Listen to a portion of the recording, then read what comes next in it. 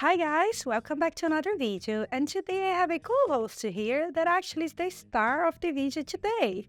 That's this beauty here.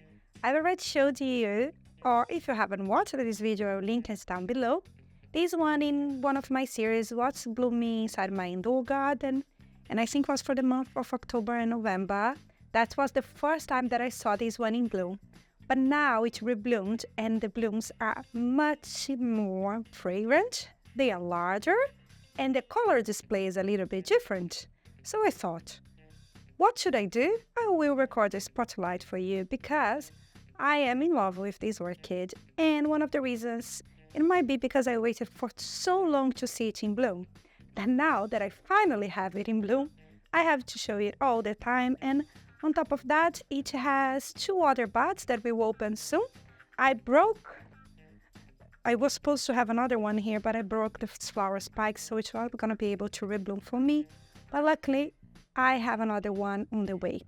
So let me introduce you. I have to use my phone because I won't remember the whole name of this plant. This gorgeous Phalaenopsis is the Phalaenopsis German Vincent Variety Blue. Oh gosh. German Vincent Variety Blue crossed with Phalaenopsis Dragon Tree Eagle Pink Star. So it is a very complex hybrid. So according to the Orchid Roots website, that's a very good website for you to research about orchids and to see the genealogical tree. The name of this hybrid is Phalaenopsis Exotic Dragon Tree. And when you look to the parents of this plant, for me, I love to see the ancestors. And here I have the Violacea, which explains a little bit of the smell. It has some of Violacea in it. And also it has Tetraspis as a quarter of the DNA of this plant. So for me, why I mentioned these two, because I don't know the other parents well, first of all. And I know the Violacea and its smell. And the Violacea is 50% of the DNA of this plant. So if you want something with a subtle smell, it's a little bit subtle than the Violacea.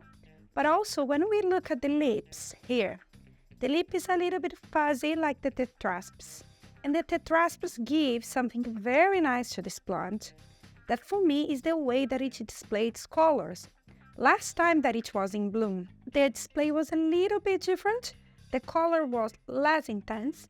And I didn't have the pink going towards the corner here, the edge of the petals and sepals.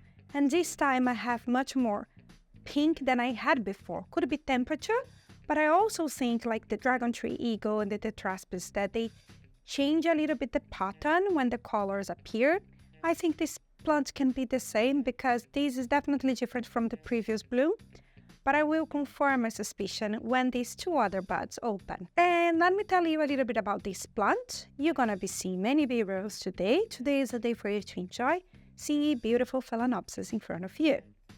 So these Phalaenopsis require the same care that other Phalaenopsis, especially the ones that we call the polychilous type of Phalaenopsis. They will push out a shorter flower spike and with a little bit less flowers, but the flowers tend to be fragrant, and these ones, they are all fragrant.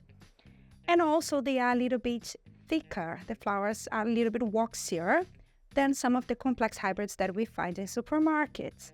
Different from complex hybrids, this one will bloom all over the year, especially when we have the temperature a little bit warmer. They will enjoy a little bit more. And I think it will probably push out more blooms when it's summer, spring and summer here in the UK. I will definitely keep you posted, but that's what happens with most of the polychilous type of Phalaenopsis. But if you have intermediate temperature, you might be able to bloom and rebloom this plant all over the year without needing exactly a season for it, which is great, which is amazing. Like other Phalaenopsis, this plant is an epiphyte. You need to water it when the roots become gray.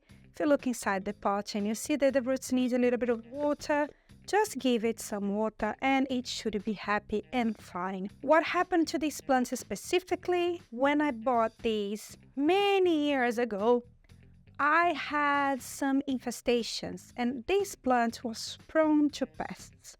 I don't know if the immune system was affected by something. It was a little bit weaker. So first of all, I had some mealybugs on it that I had to clean. When I discovered behind the leaves were full of mealybugs and was really sad. So I cleaned with some leaf chine oil, but I had issues. So I lost part of the leaves. So the plant wasn't as healthy as before.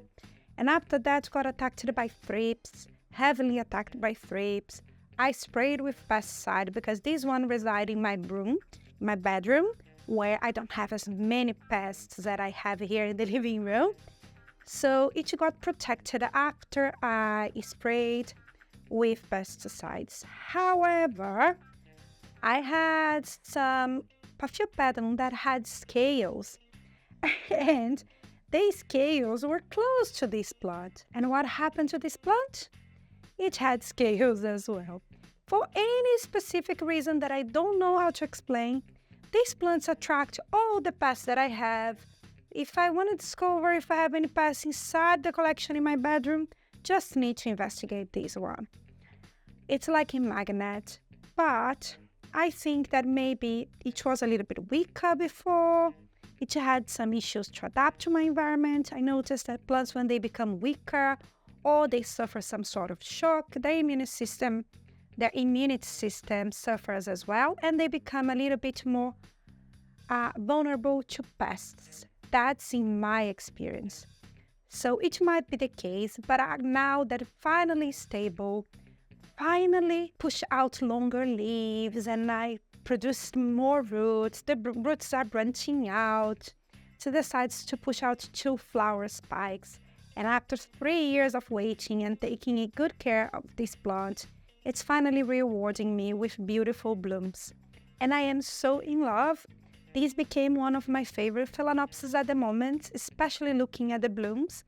And I can't wait to see how the other blooms will look like. I suspect that healthier this plant is, I will have even a better display and probably different, stronger colors, different patterns. I don't know. I can't wait to discover. So I think when we look after our plants very, very well, it definitely pays off. Just to let you know, it is potted like I pot all of my Phalaenopsis in bark and Sphagnum moss. This pot is a homemade self-watering pot, but I usually tend to wait for the pot to become completely dry before I water it again. I have zero issues growing it like that.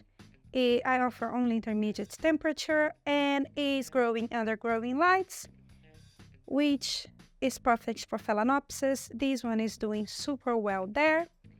And that's everything that I had to tell you today. I hope you enjoy this beautiful lady here. If you like this type of content, hit the like button, leave a comment down below, and I hope to see you soon. Bye bye!